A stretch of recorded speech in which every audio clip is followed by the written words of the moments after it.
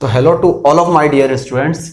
Heading डली हुई है 12th क्लास का चैप्टर है कोऑर्डिनेशन कंपाउंड्स। जी हाँ, उप सह संयोजी यौगिक का मैं यहाँ पर वीडियो लेकर आ गया हूँ। एक एक पार्ट बाय पार्ट हम वीडियो यहाँ पर बनाएंगे। बहुत ही इजी तरीके से ये चैप्टर में आपको समझाने वाला हूँ। जी हाँ, कोऑर्डिनेशन कंपाउंड इस पूरे चैप्टर के अंदर, ओवरऑल इस चैप्टर के अंदर जो है अपन इन जो आपको टॉपिक्स दिखाई दे रहे हैं, कौन कौन से टॉपिक्स है आपके, ये पहला, दूसरा, तीसरा, चौथा, पांचवा और छठा, ये 6 टॉपिक्स के अंदर हम जो है कोऑर्डिनेशन कंपाउंड को एंड कर देंगे। बट क्या क्या चीजें ध्यान से देखो, लिगेंड्स, कोऑर्डिनेशन नंबर्स, है ना, nomenclature of coordination compounds, Werner's theory, VBT और सीएफटी, आइसोमेरिज्म।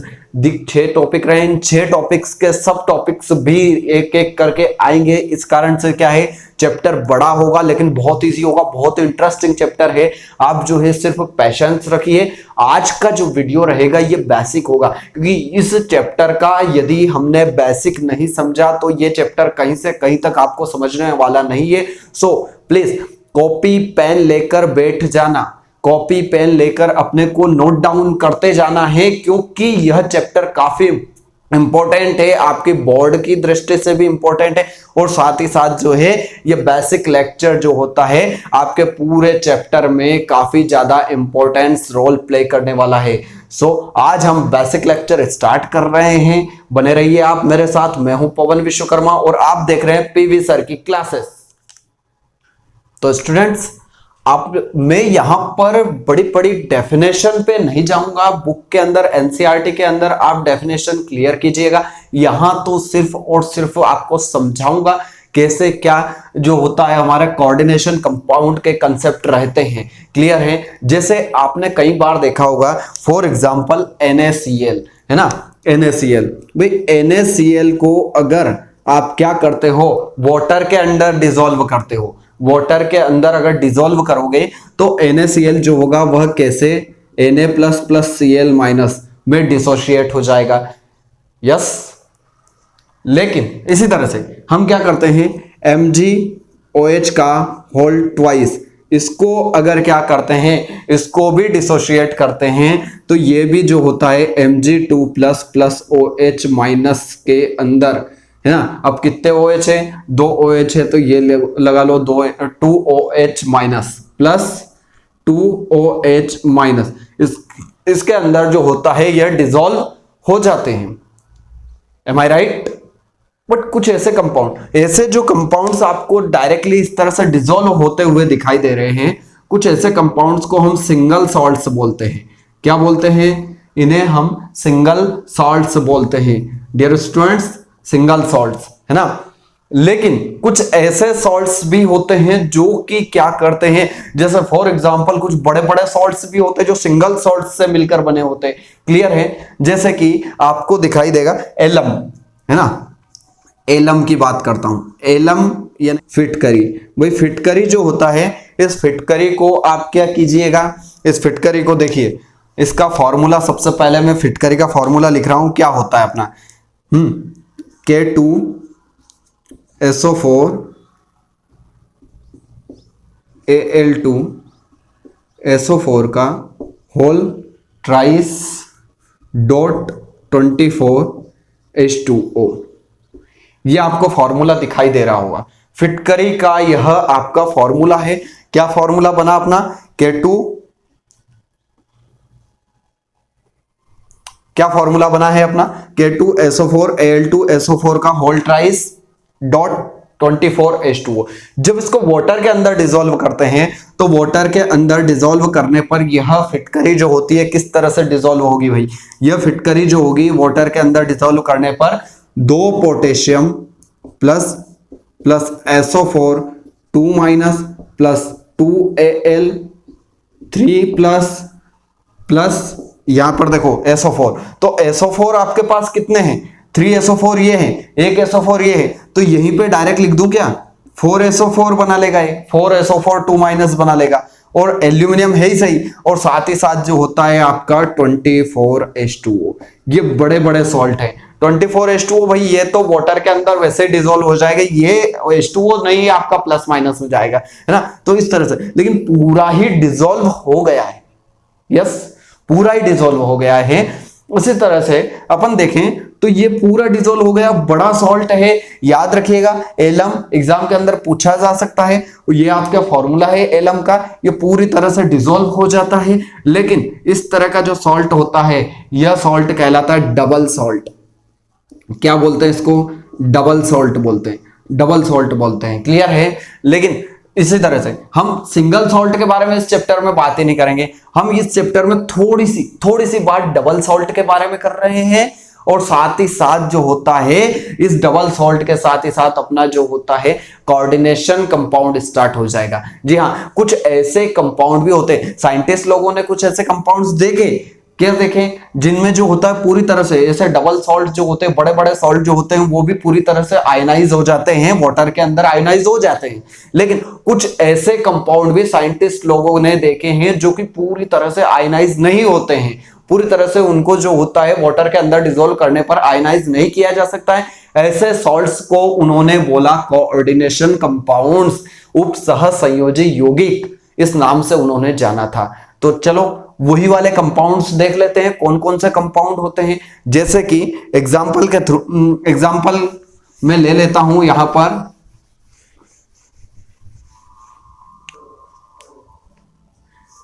K4 बड़ा ब्रैकेट FeCN का होल 6, ये वाले कंपाउंड को, ऐसे कुछ कंपाउंड्स देखे उन्होंने, K4 FeCN का होल 6 और CuH2O का होल 6 Cl3, ये कुछ कंपाउंड्स है ना। अब ऐसे कंपाउंड्स को, अब इनके जो होते हैं नोमेनक्लेचर हम समझेंगे, इनको क्या कहते हैं, है ना। इसको बोलते हैं अपन पोटेशियम हेक्सासाइनाइडोफेरेट या पोटेशियम हेक्सासाइनोफेरेट, पोटेशियम हेक्सासाइनोफेरेट, ये हम इसको बोलते हैं। फेरेट के बाद सेकंड भी आ जाएगा, है ना, एक ब्रैकेट में इसके ऑक्सीडेशन नंबर अपने को मेंशन करनी पड़ती है। नोमेनक्लेचर के अंदर समझेंगे, बहुत ही शानदार टॉपिक है नोमेनक्लेचर, लेकिन उसके लिए बेसिक लेक्चर यार जरूरी है। आप बिल्कुल पेशेंस रख के बैठिए, बेसिक लेक्चर बहुत ज्यादा जरूरी रहता है ऐसी चीजों के लिए। देखो K4 FeCN का होल 6, जब इसको साइंटिस्ट लोगों ने देखा, वाटर के अंदर डिसॉल्व किया, वाटर के अंदर इसको घोलने की प्रयास किया, तो ये K4 FeCN का होल 6 कैसे टूटा। देखो ये पोटेशियम 4K प्लस के अंदर टूट गया, प्लस ये जो कंपाउंड है, अब टूटना कैसा था, Fe जो है 2+ में टूटना था, ये CN जो है माइनस के अंदर टूटना था। बट कैसे टूटा ये पूरा जो है इस तरह से टूट गया भाई, FeCN का होल 6 3 माइनस, इस टाइप से टूट गया है, 3 माइनस इस टाइप से टूट गया है। कैसे पता चला, तो भाई जहां वाटर था उस वाटर के अंदर प्रेसिपिटेट आने लग गए, है ना, प्रेसिपिटेट आने लग गए, उससे कि पूरा का पूरा जो है ये कंपाउंड जो है वो टूटा नहीं, ये कंपाउंड जो है पूरा नहीं टूटा, है ना, ये जो है पार्शियली डिसोशिएट हुआ है, पार्शियली ये कंपाउंड डिसोशिएट हुआ है। इसी तरह से ये देखा गया, तो ये कैसे टूटा आपका, इस तरह से Cu कॉपर और H2O, है ना, और साथ ही साथ कैसा टूट गया ये, यहां पर 3+ Cl माइनस, कितने Cl है, 3 माइनस, इस तरह से यह कंपाउंड टूटे, है ना। तो यहां देखिए ये भी जो है कॉपर और H2O इनको अलग होना था, बट ऐसा नहीं हुआ, ऐसा नहीं हुआ। तो साइंटिस्ट लोगों के पास ऐसे कंपाउंड्स की फिर धीरे धीरे जब खोज बढ़ने लगी, तो ऐसे कंपाउंड्स की क्या होती गई, भरमार होती गई, और ऐसे कंपाउंड्स को फिर उन्होंने क्या कह दिया, ऐसे कंपाउंड्स को नाम दे दिया कोऑर्डिनेशन कंपाउंड्स, कोऑर्डिनेशन कंपाउंड्स। तो कोऑर्डिनेशन कंपाउंड्स पर ही पूरा का पूरा अपना वीडियोस जो होते हैं, सारे वीडियोस कोऑर्डिनेशन कंपाउंड्स पर रहेंगे। तो आप बने रहिए मेरे साथ। मैं अभी आपको क्या कर रहा हूं, लिगेंड्स फर्स्ट वाले टॉपिक को बताने जा रहा हूं, लिगेंड्स किसे कहते हैं, है ना। उससे पहले अपन कोऑर्डिनेशन कंपाउंड्स, भाई इसको जो होता है, जैसे मान लीजिए कोऑर्डिनेशन कंपाउंड्स है, तो इसी हिसाब से कि इनको क्या बोलते हैं हम, ये सारी मैं आपको यहां पर बता देता हूं। इस वाले कंपाउंड के अंदर बता देता हूं भाई। सबसे पहले तो देखो, ये आपको दिखाई दे रहा होगा K4FeCN का होल 6, K4FeCN का होल 6। इसमें किसको क्या बोलते हैं, आपको जो ये ब्रैकेट दिखाई दे रहा है, ये ब्रैकेट जो दिखाई दे रहा है ना, इस ब्रैकेट को अपन बोलते हैं कोऑर्डिनेशन स्फीयर। क्या बोलते हैं इस ब्रैकेट को, कोऑर्डिनेशन स्फीयर। क्या बोलेंगे, कोऑर्डिनेशन स्फीयर इसको बोलते हैं। अगली चीज आती है अपनी एफी। ये एफी जो दिखाई दे रहा है ब्रैकेट के जस्ट इधर, और इस छोटे ब्रैकेट के थोड़ा सा इधर, ये एफी जो दिखाई दे रहा है, इस एफी यहां पर जो भी मेटल होगी, उस मेटल को आप बोलोगे। वैसे यहां पर ज्यादातर आपको डी ब्लॉक के एलिमेंट मिलेंगे, मेटल ही मिलेगा मेटल में, लेकिन मेटल में कौन मिलेगा, डी ब्लॉक एलिमेंट मिलेगा। और कहीं कहीं ब्लॉक एलिमेंट के साथ साथ जो होता है एस ब्लॉक के एलिमेंट्स भी यहां पर मिल सकते हैं, आपको एस ब्लॉक एलिमेंट्स भी यहां पर मिल सकते हैं। तो इसको अपन क्या बोलेंगे, इसको बोलेंगे सेंट्रल मेटल आयन, है ना, सेंट्रल मेटल आयन। अब बात आती है, ये CN यहां पर है, इसको क्या बोलेंगे सर, ये CN जो ब्रैकेट छोटे ब्रैकेट के अंदर है, इसको क्या बोलते हैं, इसको बोलते हैं हम लिगेंड। क्या बोलते हैं, इसको बोलेंगे लिगेंड, इसको बोलते हैं लिगेंड। नाम याद रखिएगा, क्योंकि ये चीजें जो होते हैं नोमेनक्लेचर में आने वाली है अपनी। इसके नीचे कुछ 6 आपको दिखाई दे रहा है ना, मतलब कि n, ये वैल्यू n की है, क्लियर है। इसको आप क्या बोलोगे, इसको हम बोलते हैं 6 को कोऑर्डिनेशन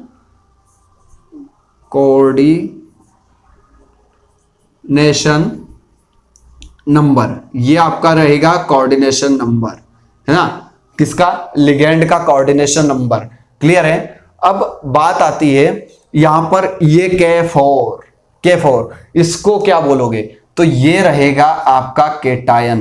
क्या बोलोगे इसको, इसको बोलोगे केटायन, क्लियर है। यहां पर इसको रफ कर देता हूं, और रफ करने के बाद देखिए यहां पर इस जगह मैंने यहां पर लिखा था आपके पास CuH2O का होल 6, और यहां पर लिखा था Cl3, हाँ Cl3। अब ऐसी स्थिति में इसको क्या बोलेंगे, तो यहां पर आपको जो होता है, ये तो कौन हो जाएगा, वही सेंट्रल मेटल आयन, क्लियर है। इसको क्या बोलेंगे, H2O जो ब्रैकेट के अंदर है, उसे बोलेंगे अपन लिगेंड। क्या बोलेंगे, इसे बोलेंगे लिगेंड। अब ये 6 है, ये क्या है, कोऑर्डिनेशन नंबर, कोऑर्डिनेशन नंबर। अब आपको दिखाई दे रहा होगा इधर Cl3, है ना, ये जो बड़ा ब्रैकेट है, इसको तो आपने पता चल गया कोऑर्डिनेशन स्फीयर बोलते हैं इसको, तो कोऑर्डिनेशन स्फीयर। और ये Cl3 जो आपको दिखाई दे रहा है, अभी यहां पर K4 था, अब यहां पर Cl3 है, इसको क्या बोलेंगे भाई, इसको आपने कैटायन बोला है, तो इसके पीछे वाले को, इसको बोलते हैं अपन एनायन। क्या बोलते हैं भाई, एनायन बोलते हैं। क्या बोलते हैं, एनायन बोलते हैं। ये क्लियर हुई आपको, अगर इतना क्लियर हो गया हो तो अपन चलते हैं आगे भाई। इसका आप चाहे तो स्क्रीनशॉट ले ले भाई। देखिए डियर स्टूडेंट्स, अब टाइप्स ऑफ कोऑर्डिनेशन कंपाउंड्स देख लेते हैं अपन। टाइप्स ऑफ कोऑर्डिनेशन कंपाउंड्स, है ना। कोऑर्डिनेशन कंपाउंड्स के बारे में इतना जानने के बाद भाई, कैटायन कॉम्प्लेक्स कितने टाइप्स के होते हैं, तो मेनली तो ये 3 टाइप अपने लिखे हुए हैं। कैटायन कॉम्प्लेक्स, जिसको अपन बोलते हैं धनायनिक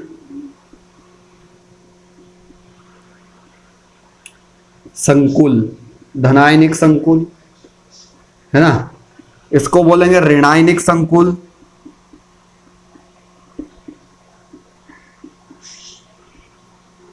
और ये नीचे वाला अपना रहेगा भाई उदासीन संकुल, उदासीन संकुल, इस तरह से अपने रहेंगे। क्लियर है। अब बात आती है यहां पर क्या अपनी डेफिनेशन क्या कह रही है, कैटायनिक कॉम्प्लेक्स जो होता है उसके ऊपर जो चार्ज रहेगा, complex ion which carries net positive charge, उसके ऊपर नेट पॉजिटिव चार्ज रहेगा। बट एग्जांपल देख लेते हैं ना भाई, एग्जांपल देखो पहले, है ना, नेट पॉजिटिव चार्ज कैसे होगा। ऐसा कॉम्प्लेक्स आपको दिखाई दे जैसे CuNH3 का होल 4 और उसके ऊपर आपको चार्ज देखने को मिल सकता है 2+, या ऐसा देखने को मिल सकता है CONH3 का होल 6, उसके ऊपर चार्ज देखने को मिल सकता है 2+ या 3+। मतलब यहां देखो पॉजिटिव चार्ज है ना, नेट पॉजिटिव चार्ज होना चाहिए। तो ऐसे कॉम्प्लेक्स को अपन क्या बोलते हैं, कैटायनिक कॉम्प्लेक्स बोलते हैं। एक एक दो एग्जांपल के थ्रू समझ रहे हैं, बहुत डीप में जाएंगे चैप्टर के अंदर, बहुत डीप में जाएंगे, बहुत शानदार चैप्टर रहने वाला है। आप बस क्या करें, नोट करते जाएं पेशेंस के साथ। क्लियर है। एनायनिक कंपाउंड, ऋणायनिक संकुल, ऋणायनिक संकुल a compound which carries net negative charges, net negative charge की बात कर रहा है। अब नेट नेगेटिव चार्ज में कौन हो सकता है, देखो FeCN का होल 6 और 4-। ये देखो आप यहां पर क्या है, 4- आ चुका है। एक और एग्जांपल ले लेते हैं ना अपन, FeC2O4 3-। ये देखिए एक और एग्जांपल अपना आ गया, FeC2O4 3-। क्लियर है। यहां पर नेट नेगेटिव चार्ज आपको दिख रहा होगा, नेट नेगेटिव चार्जेस जो होते हैं वह आपको यहां पर दिखाई दे रहे हैं। भाई नेक्स्ट न्यूट्रल कॉम्प्लेक्स, यहां देखना नो नेट चार्ज, कोई नेट चार्ज नहीं होता, ना पॉजिटिव होता है ना नेगेटिव होता है ना, no net charge. Example NaCO का होल 4, ये देखो एक एग्जांपल अपना है। भाई यहां पर आपको किसी तरह से चार्ज दिखाई दे रहा है क्या, क्या कोई पॉजिटिव चार्ज या नेगेटिव चार्ज दिखाई दे रहा है, कोई चार्जेस नहीं है। मतलब यह जो होता है, इस तरह के कॉम्प्लेक्स जो होते हैं वह कैसे चार्ज होते हैं, कैसे कॉम्प्लेक्स होते हैं, वह न्यूट्रल कॉम्प्लेक्स होते हैं। एक और एग्जांपल अपन देख लेते हैं इसमें भाई, है ना, एक PtCl2NH3 का होल 2, इसके ऊपर भी कोई चार्ज नहीं। क्लियर। तो ये पॉजिटिव नेगेटिव कोई चार्जेस नहीं आ रहे हैं। तो ये cationic complex, anionic complex, neutral complex, इस तरह से आपको जो होते हैं 3 कॉम्प्लेक्स यहां पर देखने को मिलेंगे। क्लियर है भाई। इसका स्क्रीनशॉट फटाफट ले लें, आप स्क्रीनशॉट लें फटाफट जल्दी। तो डियर स्टूडेंट्स यहां लिगेंड पे बात कर रहे हैं अपन। हाँ, जो लिगेंड होता है हमने अभी कुछ देखा था, देखिए ये कॉम्प्लेक्स है K4FeCN का होल 6। अच्छा यहां देखिए आप, ये जो दिखाई दे रहा है आपको ब्रैकेट के अंदर, ब्रैकेट के अंदर जो दिखाई दे रहा है इसे हम लिगेंड बोलते हैं। क्या बोलते हैं इसको, लिगेंड बोलते हैं। क्लियर है। अब लिगेंड वास्तव में होता क्या है, तो लिगेंड जो होता है ना उसके पास लोन पेयर होते हैं। लिगेंड जो भी रहते हैं उसके पास लोन पेयर होते हैं, और ये लोन पेयर जो होते हैं, यह लोन पेयर किसको देते हैं, सेंट्रल एटम आयन को देते हैं। किसको देते हैं, सेंट्रल एटम आयन को यह लोन पेयर दे देते हैं। क्लियर है। जिससे कि ये कॉम्प्लेक्स स्ट्रक्चर बनती है। देखो एटम, आयन या मॉलिक्यूल, भाई लिगेंड कोई भी एटम हो सकता है, कोई आयन हो सकता है, या फिर कोई मॉलिक्यूल हो सकता है। विच इज अटैच्ड, जो कि अटैच्ड होता है किससे, सेंट्रल मेटल आयन से। सेंट्रल मेटल आयन से जो होता है यह अटैच्ड रहता है। लेकिन कैसे रहता है, तो भाई लिगेंड जो होते हैं उनके पास लोन पेयर्स होते हैं। क्या होते हैं, लोन पेयर्स होते हैं, जो कि लोन पेयर इलेक्ट्रॉन होते हैं। जो लोन पेयर इलेक्ट्रॉन वह किसको डोनेट करता है, ये मतलब एक तरह से लोन पेयर डोनर होते हैं। ये डोनर होते हैं जो कि क्या करते हैं, इलेक्ट्रॉन जो होते हैं वह सेंट्रल मेटल आयन को डोनेट करते हैं और क्या बनाते हैं, एक बॉन्ड जो होते हैं बॉन्ड फॉर्मेशन करते हैं। तो भाई सभी के अंदर हर एक लिगेंड के अंदर जो होती है साइट्स होती है, हर एक लिगेंड के अंदर जो होते हैं, फॉर एग्जांपल किसी लिगेंड के अंदर एक ही डोनर एटम है, किसी के पास 2 डोनर एटम है, किसी के पास 3 डोनर एटम है, उस हिसाब से इसका क्लासिफिकेशन किया गया है। लिगेंड्स के क्लासिफिकेशन देखो, यूनिडेंटेड है ना, यूनिडेंटेड लिगेंड मतलब कि एक दंतुर हिंदी में नाम बताता जा रहा हूं है ना, एक दंतुर लिगेंड। इसमें जो होता है सिर्फ एक ही साइट होती है, मतलब एक ही एटम होता है जो कि क्या करता है, लिगेंड जो कि क्या करता है, सेंट्रल मेटल आयन को अपने बॉन्डिंग बनाने देता है, उसको जो होता है इलेक्ट्रॉन पेयर डोनेट करता है। क्लियर है। जैसे इसका एग्जांपल ले लेते हैं अपन, इसका एग्जांपल होता है क्लोरीन माइनस, Cl माइनस होता है, उसके बाद NH3 होता है, NH3 में सिर्फ नाइट्रोजन ही डोनेट करेगा, ये हाइड्रोजन 3 हाइड्रोजन डोनेट नहीं करेंगे, सिर्फ नाइट्रोजन ही जो होता है लोन पेयर डोनेट करता है। क्लियर है। अभी समझते जाइए, अभी जो है इसको नोट डाउन भी करते जाना है। क्लियर है। उसके बाद Br माइनस हो या H2O में ये एक ही ऑक्सीजन जो होता है वह डोनेट करता है, H2O में एक ही ऑक्सीजन जो होता है वह डोनेट करता है। दूसरी साइड होती है बाइडेंटेड या डाइडेंटेड, है ना, बात एक ही है। इसमें क्या होता है, 2 डोनर एटम होते हैं। कितने डोनर एटम होते हैं भाई इसके अंदर होता है 2 डोनर एटम। जैसे एग्जांपल के लिए आप एग्जांपल देखिए इसका, C2O4 2 माइनस, C2O4 2 माइनस, है ना, C2O4 2 माइनस, इसको ऑक्सिलेट बोलते हैं अपन। क्या बोलते हैं, ऑक्सिलेट बोलते हैं। इसके अगर स्ट्रक्चर बनाएंगे तो स्ट्रक्चर क्या बनेगी, यहां मैं इसके स्ट्रक्चर बना देता हूं, ऑक्सिलेट की स्ट्रक्चर देखो, C2O4 है ना, तो इसकी स्ट्रक्चर ये बनेगी COO, इधर भी आपका जो होता है COO, ये स्ट्रक्चर बनेगी।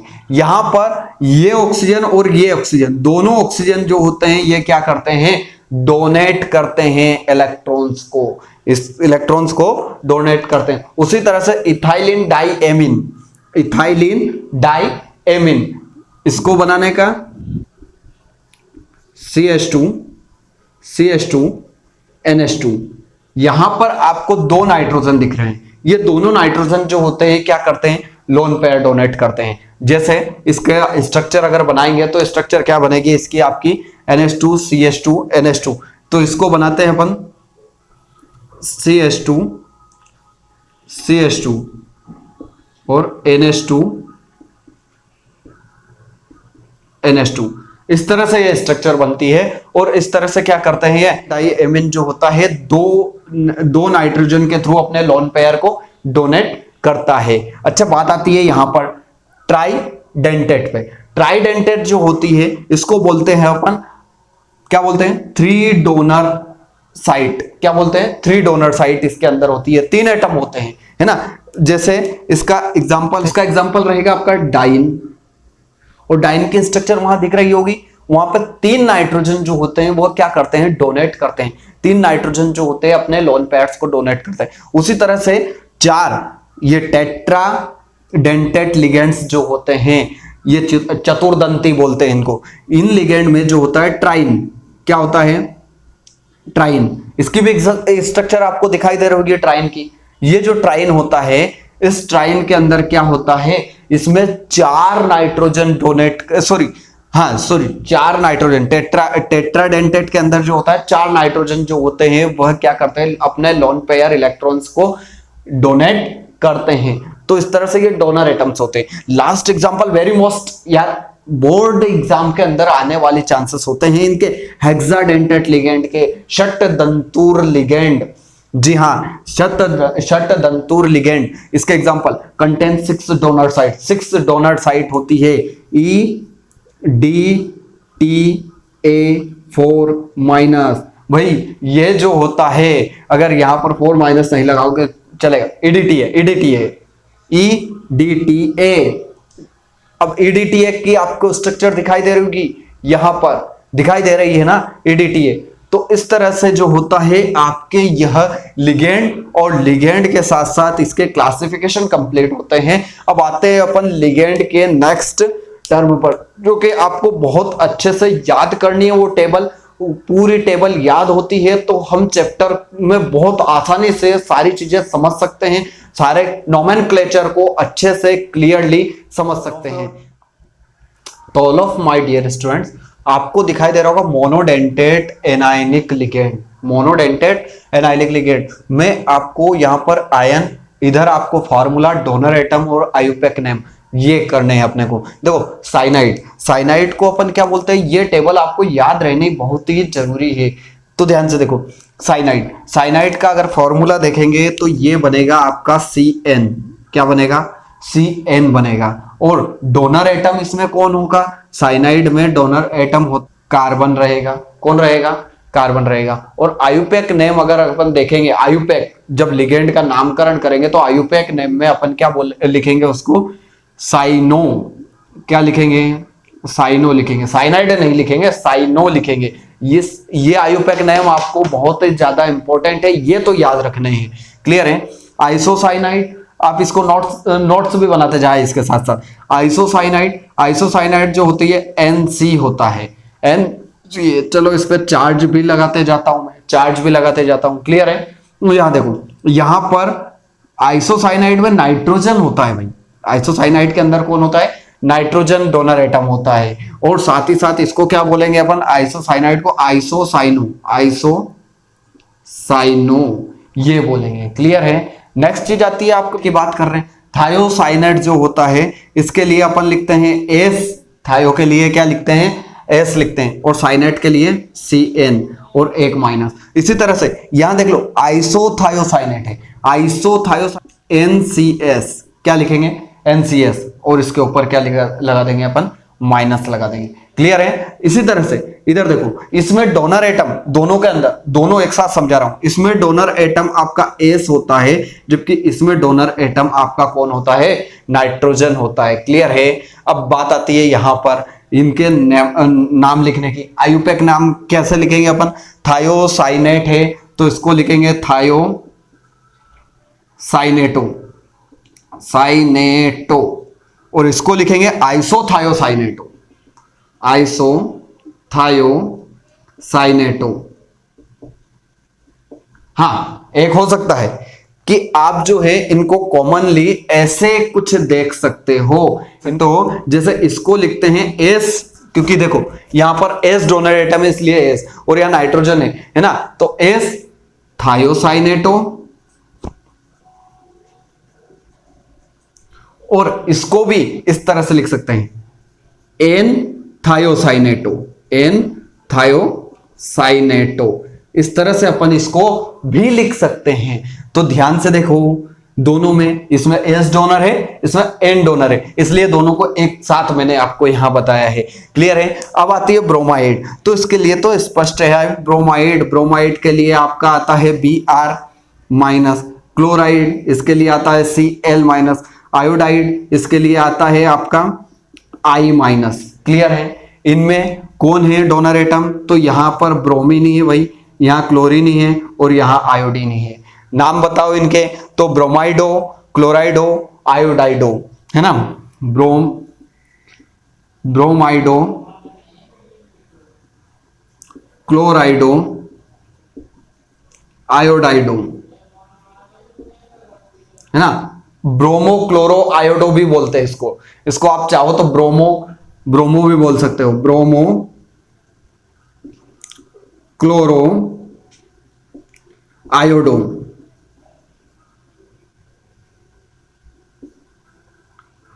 इस तरह से भी आप इसको बोल सकते हो। क्लियर है। हाइड्राइड मतलब आपका H माइनस, इसके लिए H, हाइड्राइडो,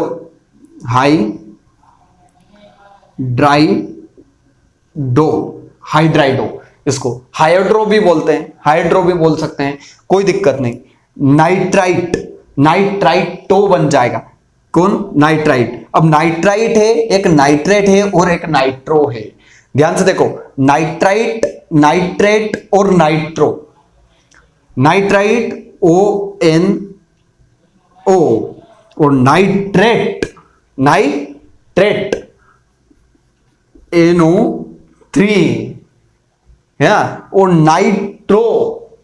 नाइट्रो, इसके लिए आएगा NO2 और सभी के लिए माइनस। तीनों को एक साथ बता रहा हूं क्योंकि कंफ्यूज करते हैं बहुत ज्यादा कंफ्यूज। अब याद रखिएगा जो नाइट्राइट होता है इसमें डोनर एटम O होता है, बट नाइट्रेट और नाइट्रो में दोनों में डोनर एटम जो होता है वो कौन होता है भाई?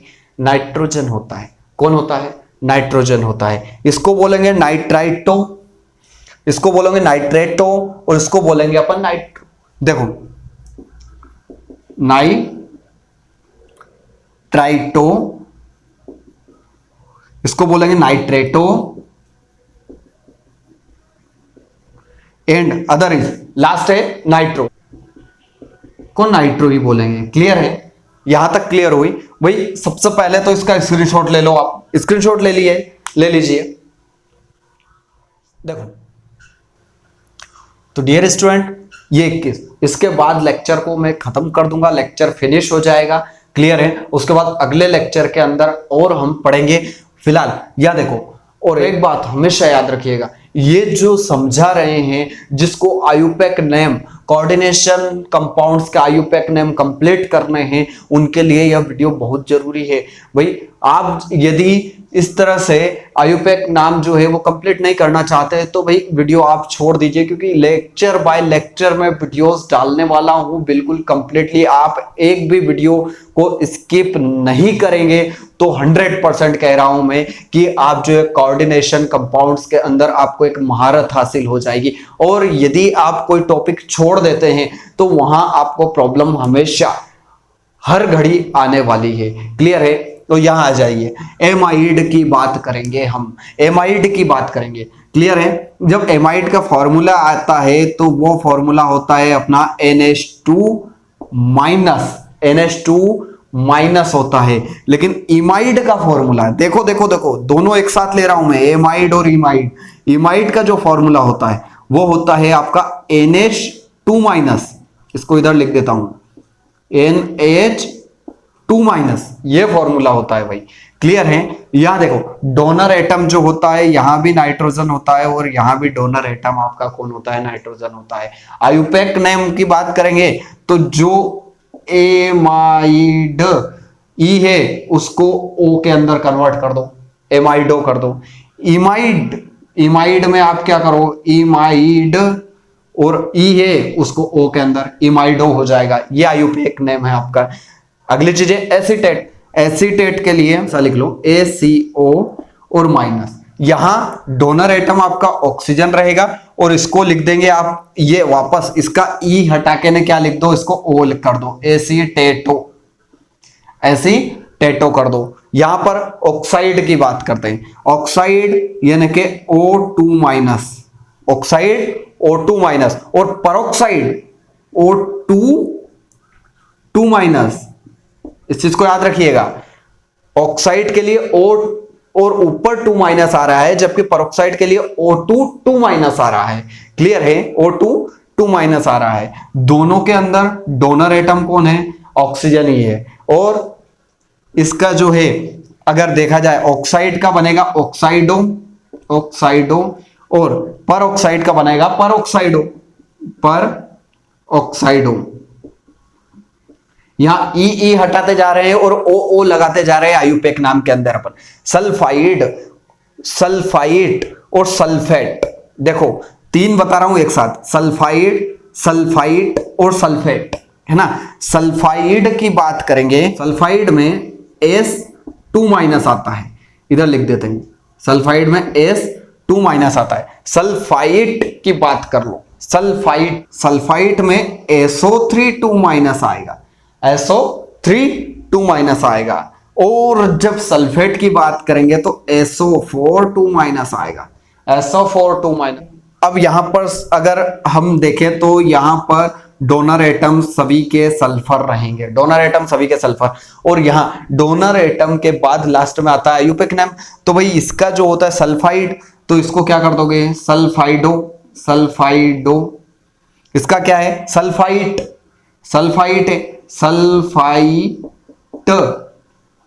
सल्फाइटो है ना। ई हटा दो, ओ लगा दो। इधर भी सल्फेटो,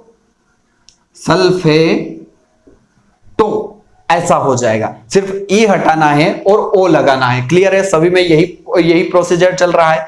अब आता है थायोसल्फेट, आता है S2O3 2 minus S2O3 2 minus thiosulphate के लिए आता है, और कार्बोनेट के लिए CO3 2 माइनस आता है, CO3 2 माइनस आता है। चलो अब यहां पर देख लेते हैं अपन। पर डोनर एटम सल्फर रहेगा, जबकि यहां डोनर एटम कौन रहेगा? अपना ऑक्सीजन रहेगा। नेक्स्ट चीज आती है इधर, है ना, यहां पर सल्फाइड के लिए क्या करोगे? सल्फाइड के लिए आप क्या कर दोगे भाई? सल्फेट के लिए सल्फेटो थायोसल्फेटो, सॉरी यहां पर क्या करोगे आप? थायो सल्फेटो एंड अदर इज। कार्बोनेट के लिए क्या करोगे? कार्बोनेटो। तो इस तरह से ये वीडियो जो होता है, ये वीडियो एंड होता है। हाँ, क्या पढ़ने वाले हैं अगले लेक्चर के अंदर वो भी देखते जाइए। अगले लेक्चर के अंदर हम क्या चीजें पढ़ेंगे भैया? अगले लेक्चर के अंदर यहां पर हमने पढ़ा है मोनोडेंटेट एनायनिक लिगेंड। अब हम पढ़ेंगे नेक्स्ट अगले लेक्चर के अंदर मोनोडेंटेट कैटायनिक लिगेंड पढ़ेंगे, साथ ही साथ बाइडेंटेट लिगेंड पढ़ेंगे, और फिर नोमेनक्लेचर पे आ जाऊंगा मैं।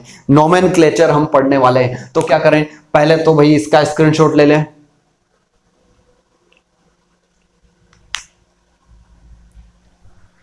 स्क्रीनशॉट। स्टूडेंट्स, आप यदि चैनल पर नए हैं तो सबसे पहले तो चैनल को सब्सक्राइब कर दो यार। बेल आइकन जो है साइड में है उसको भी दबा देना,